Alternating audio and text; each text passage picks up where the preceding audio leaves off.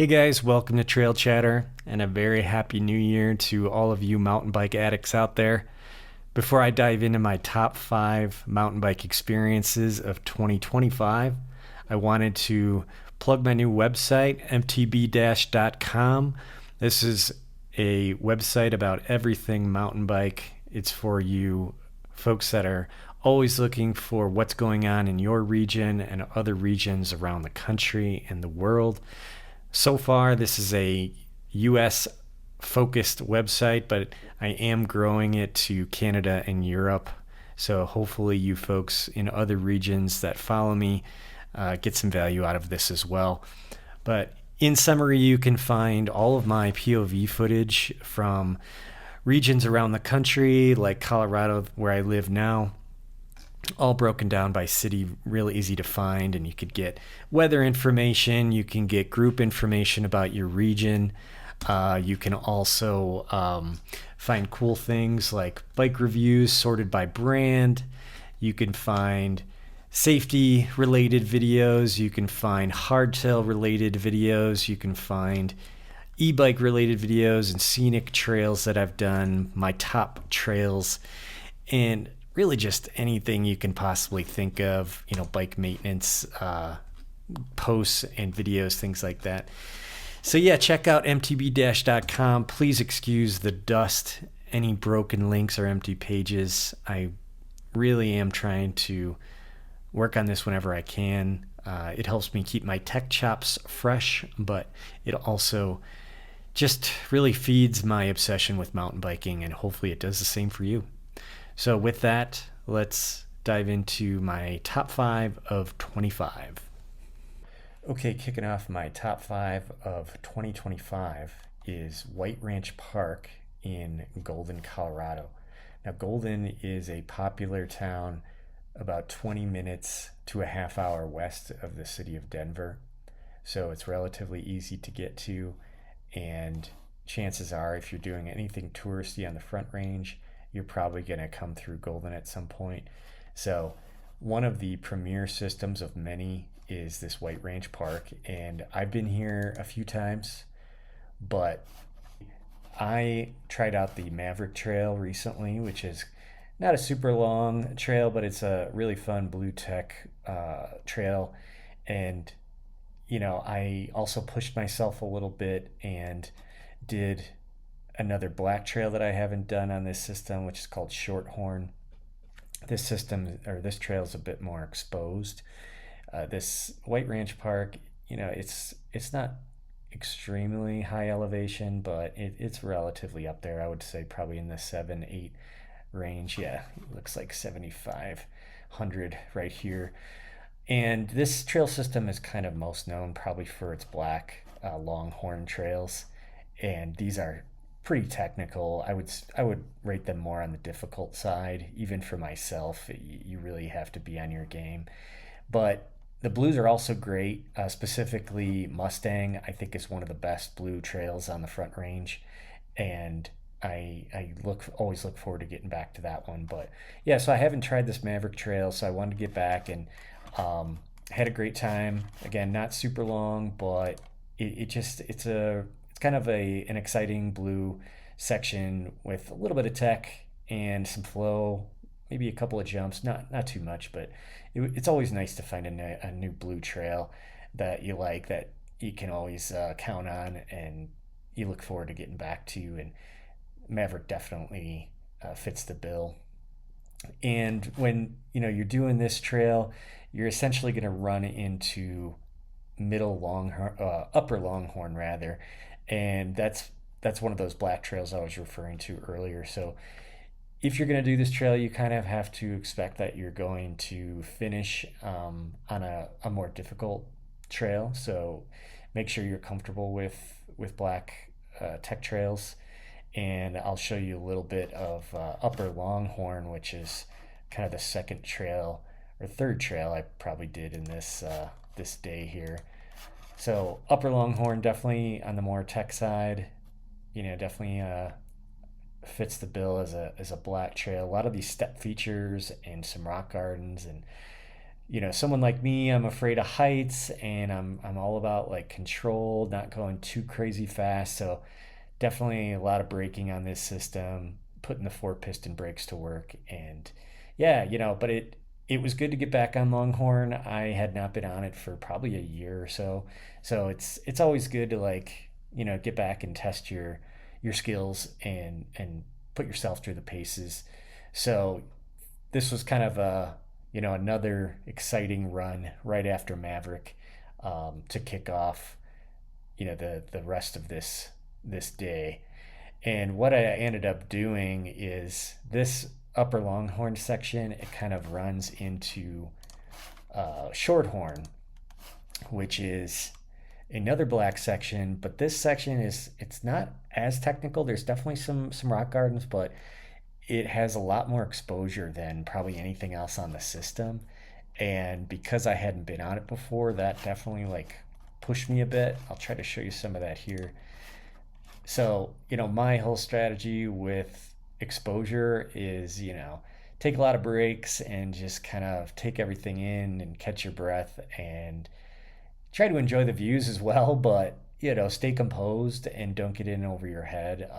There's just a couple of sections where, you know, um, it's a little bit intimidating, but the views are really cool. And this kind of runs back into Longhorn on the other end. Like, I would say this is not entirely a descent. You're kind of doing some up and down action, but enough descent to like keep you moving and get a little bit of flow, get a little bit of speed going, and some a little bit of challenging technical features as well. But yeah, you can see the North Table in the background, just really cool view. So yeah, so definitely recommend White Ranch Park. This was probably my third or fourth outing on this trail system. One thing I will warn you about is there is kind of a notorious climb on this Belcher Hill Trail. Whether you start from the bottom or you start at one of the trailheads at the top and you kind of make your way down, you're going to end up back on this Belcher Hill at some point, to go back up. And it's black because it's relatively steep, and there is some kind of tech, a lot of rock, and yeah, it's pretty grueling. So just kind of anticipate that when you're going to come out to White Ranch, that's going to put you through the paces. And then side note, I would say another trail definitely worth mentioning is this Mustang Trail. This is probably one of my favorite blue trails on the Front Range. Longer than Maverick for sure, and more features, I would say, a little bit more dynamic throughout. And you're kind of going on the back western section of this trail system. So, you probably want to like start from one of these more western trailheads if you're going to do Mustang. Otherwise, you're going to have to like climb Belcher Hill all the way up here, and then take Mustang down. That's another option. I think there's like 3 or 4 parking lots in this system. So anyway, that's my number 5, White Ranch Park in Golden, Colorado. Okay, so number 4 on my list is Frisco, Colorado.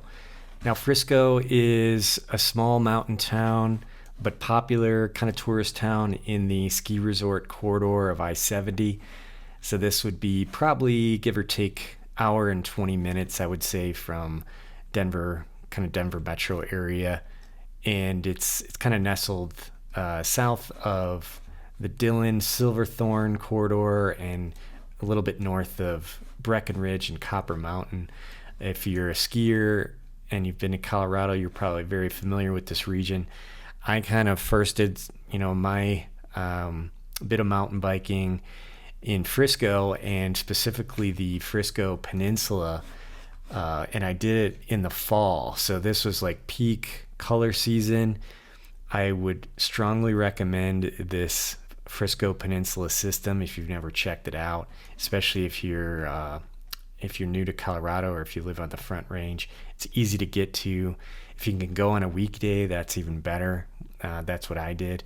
But this is a really cool area. It's kind of like mostly surrounded by the Frisco Bay and this like Blue River water system, and just really good views throughout. But it's a pretty good network of mostly blues, and there's a couple black sections and a couple green sections, but it's just a really beautiful system.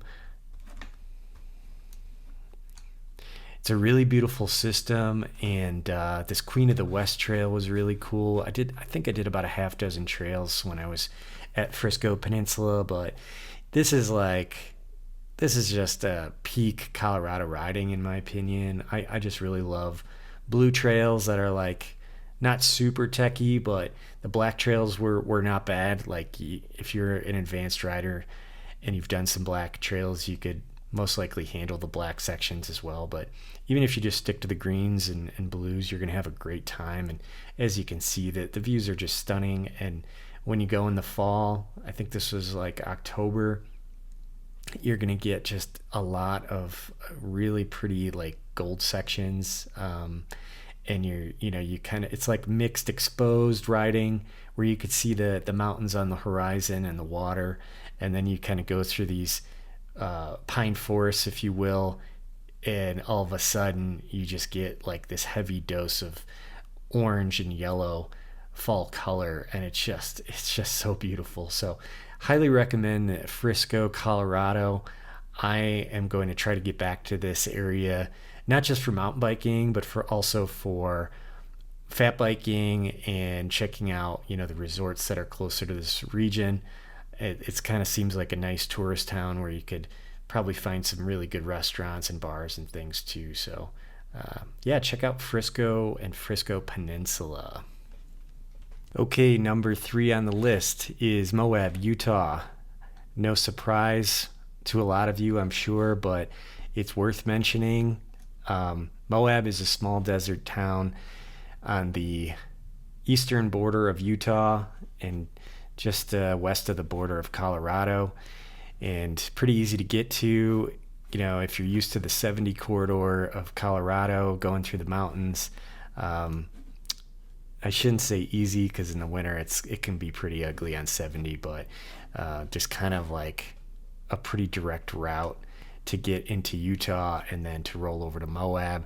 I would say it's about between 5 and 6.5 hours from the Front Range, depending on where you're at, but it's totally worth it. There's a ton to do in Moab, other than mountain biking. The very popular Arches and Canyonlands, Capitol Reef National Parks, tons of hiking and recreation, but specifically the mountain biking is pretty impressive.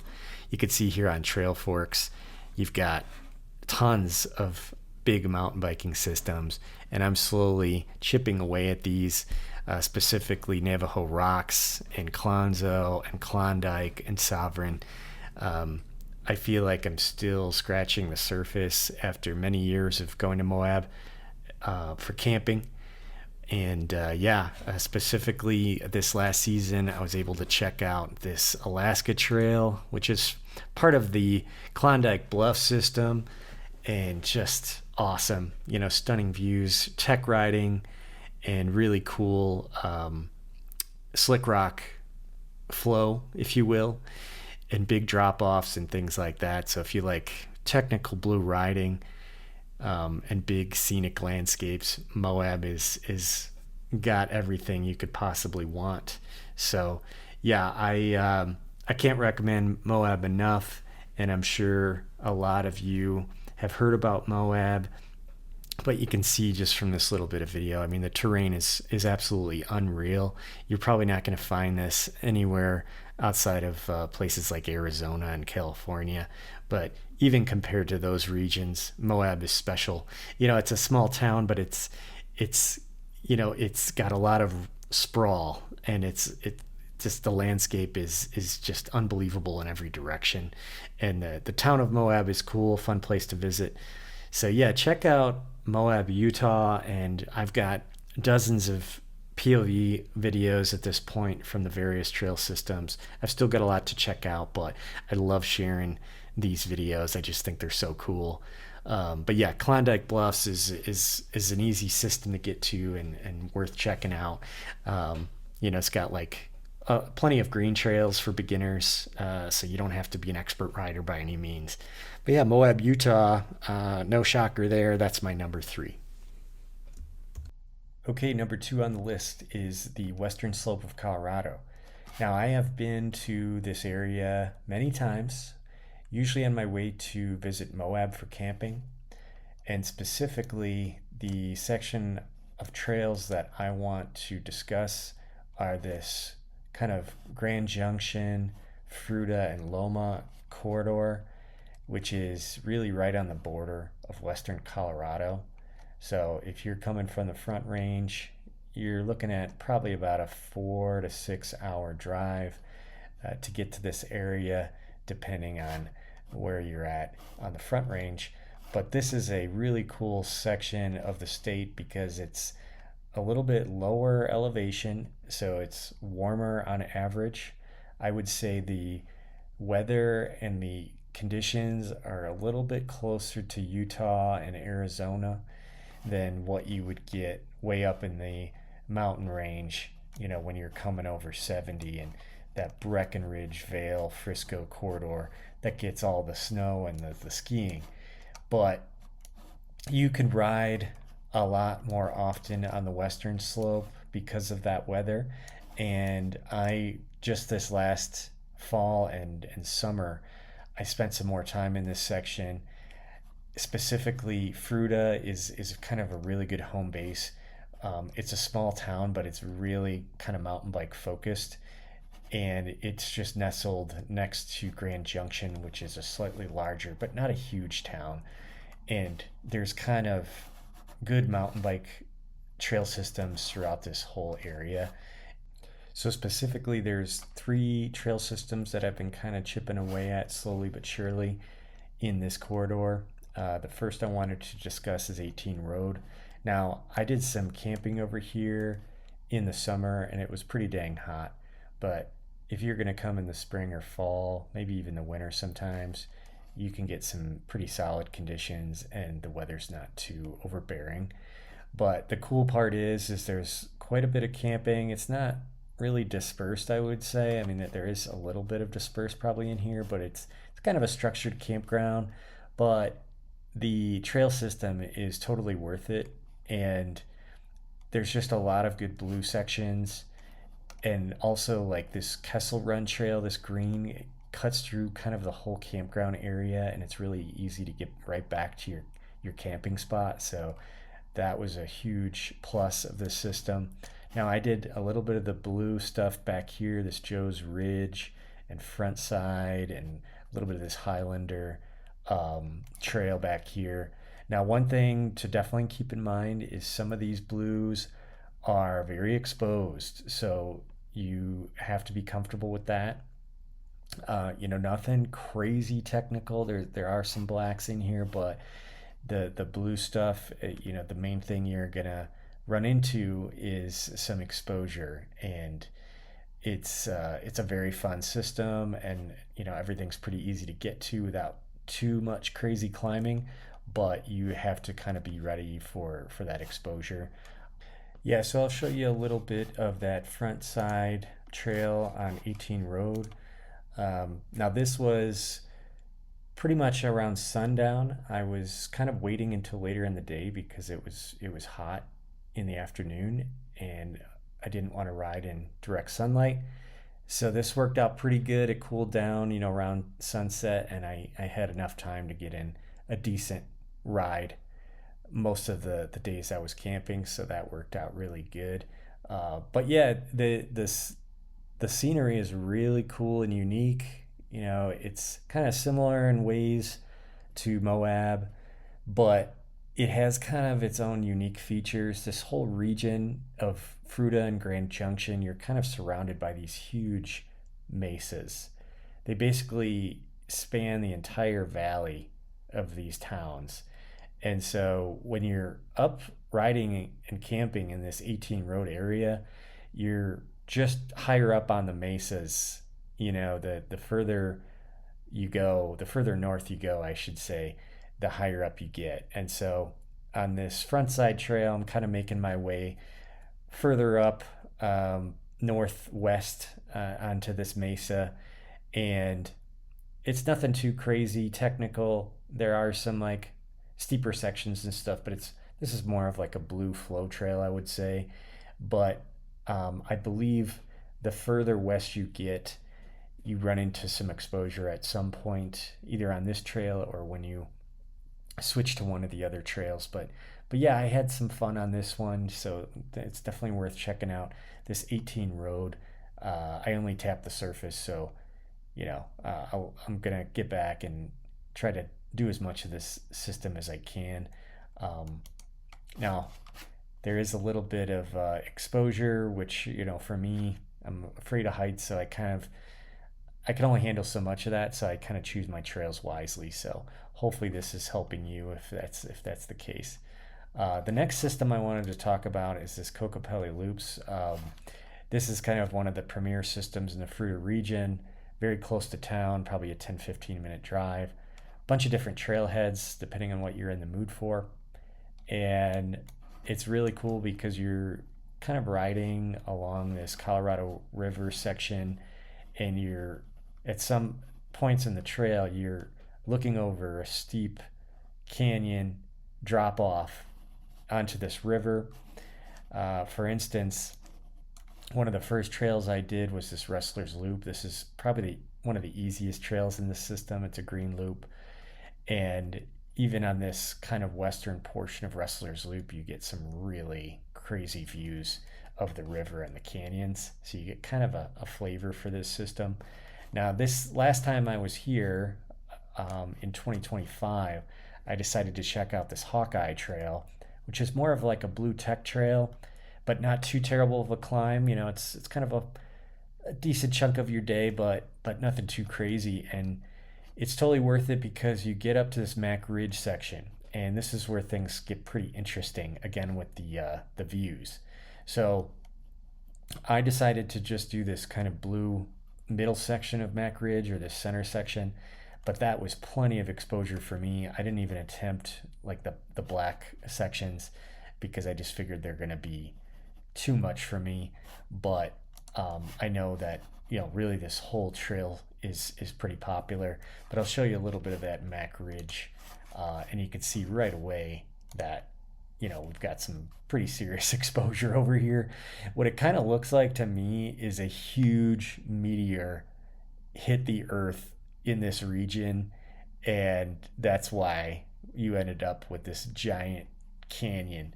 I'll try to show you some more views of this.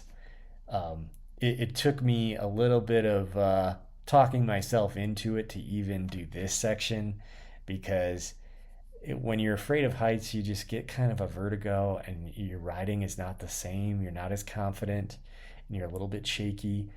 And at some parts of the trail, I mean, you're just basically a few feet from the drop off, so it's a bit much. And yeah, and then when I was coming back, it's kind of the same thing, but you get like a different perspective of the canyon. And here's a really good shot of it. I mean, look at that, just huge drop off. And doesn't it, I mean, it looks like a meteor hit Fruita here and left this giant canyon. So if you're comfortable with this kind of thing, Fruita is right up your alley.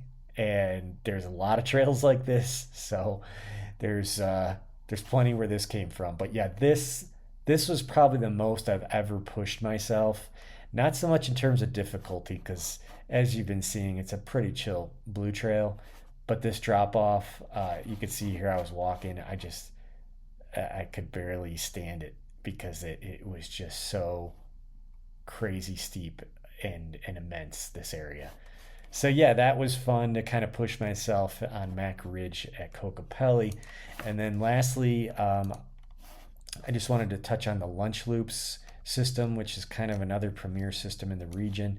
This is one of many closer to Grand Junction, and specifically I did some trails kind of on the eastern side here. I did like this Gunny Loop, and then I also did Good Vibes and Snakeskin, which I think are technically not in the Lunch Loops. I think it changes names when you get into this area.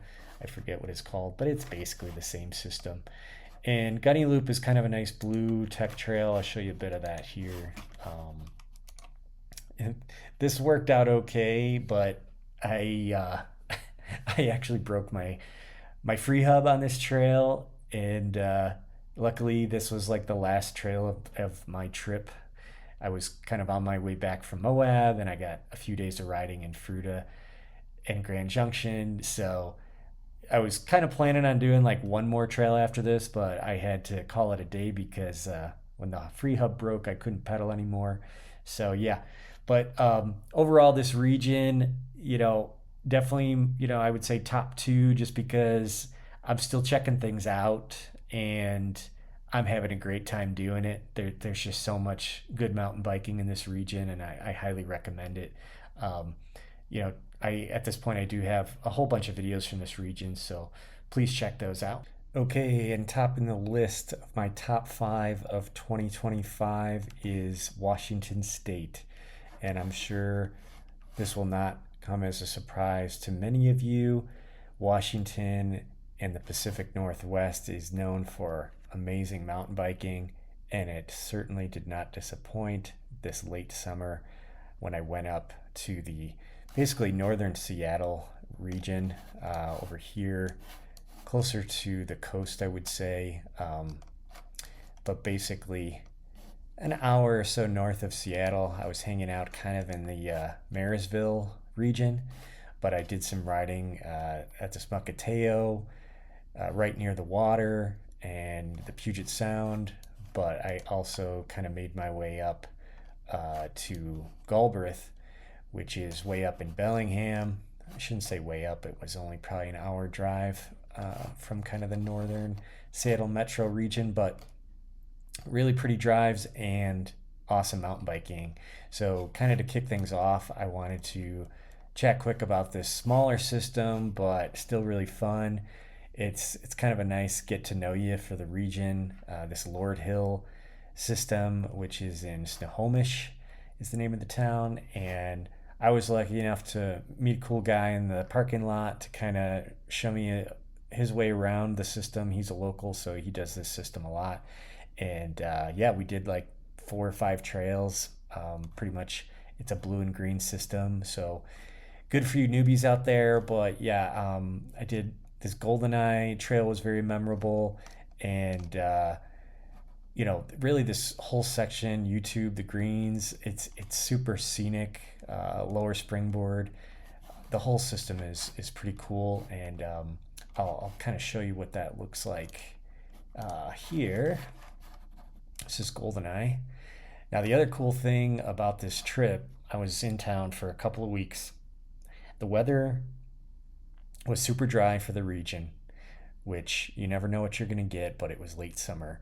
And so, because I flew in, I rented a bike and I got this really awesome Yeti 160. And so, this is a higher travel, full suspension bike. It's carbon, full 29er, which I had only ridden a full 29er once before I even bought my Specialized status. I rented a stunt jumper in Bend, Oregon, and that was the last time I was on a full 29er. So I don't know, there was just a lot of cool aspects of this, having a bike that wasn't mine and a very expensive kind of high-end bike at that. And it's dark blue, which is my favorite color. So this was just a really cool experience, but you can see it's like pretty rowdy and the scenery is awesome. You're just in this like really deep, vibrant Pacific Northwest rainforest kind of setting, and I would say that the ground in some spots was just moist enough to make it just about perfect. And yeah, I just had a blast at this Lord Hill system. I was probably only there an hour and a half, but we managed to do 4 or 5 trails, and I it was a great kind of intro to riding in Washington. And yeah, highly recommend this section if you're kind of in this region about, I'd say, 40 minutes to an hour north of Seattle. Next up, I will show you Galbraith, which is the second system that I did, and Galbraith is huge. So this is closer to the border, the northern border of Washington. So if you zoom out, this is going to be your Canada border here, but it's in this town of Bellingham, and yeah, you can see on the map it's huge. I think it's the biggest in the state, and you can see it's just a sea of blues, but you got also a lot of greens for beginners and black lines as well.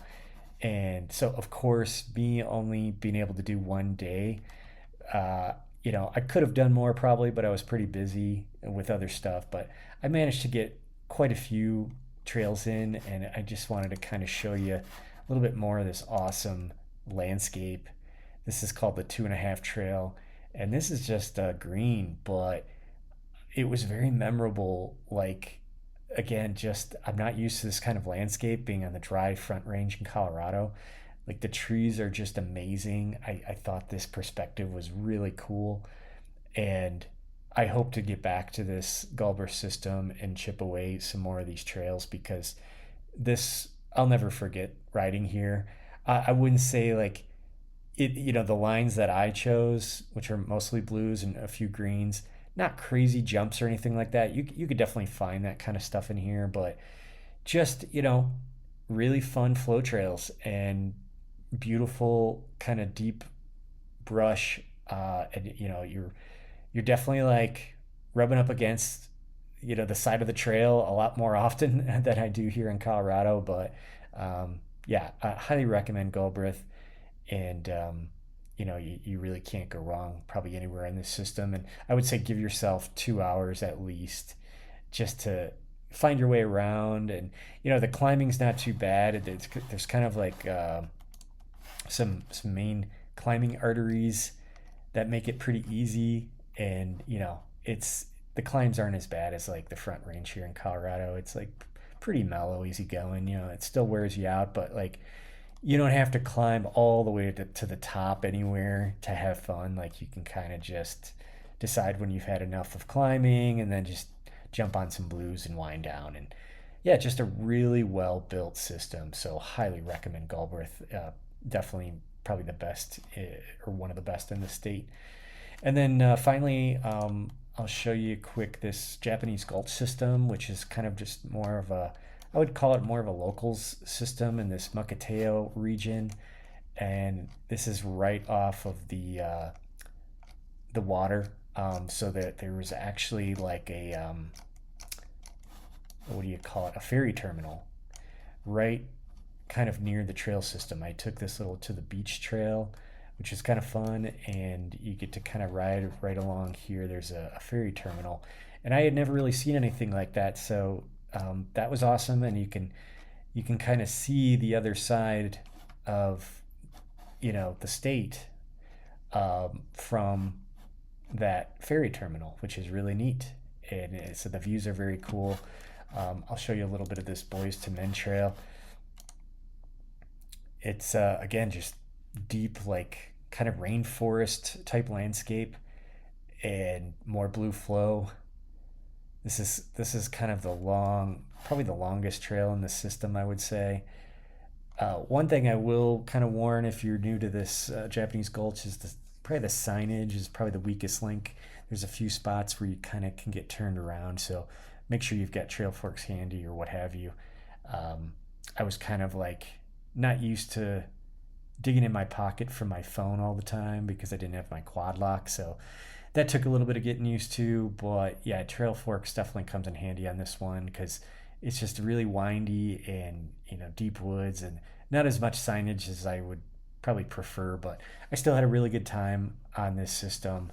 And definitely some variety in terms of blue and black lines in Japanese Gulch here. I'll just do a quick zoom in here. So yeah, Boys to Men is kind of like this artery that runs pretty much the whole length of the system. It's not like a super wide system, but it's kind of like tall, if you will. And yeah, at a certain point, you're kind of riding a forest road next to the railroad tracks to kind of get around. And yeah, just a whole bunch of different blue arteries you could try. So, but yeah, so that's about it, guys. That's my number one is Washington State. definitely check it out. If you've never been to the Pacific Northwest, you can't go wrong. I had a really good time in Oregon when I've been to Bend, and this was equally as fun. And it's nice to change up the terrain that you're riding on. You know, I've been used to this kind of high desert stuff and Moab and Fruta, so it was cool to try something totally different. But yeah, that's my top five. I hope you guys have a great new year. And if you want to check out some of these trails, I did make a playlist here on my YouTube channel, so you can check that out just as a reminder of some of my favorites for the year. Thanks, guys. Talk to you.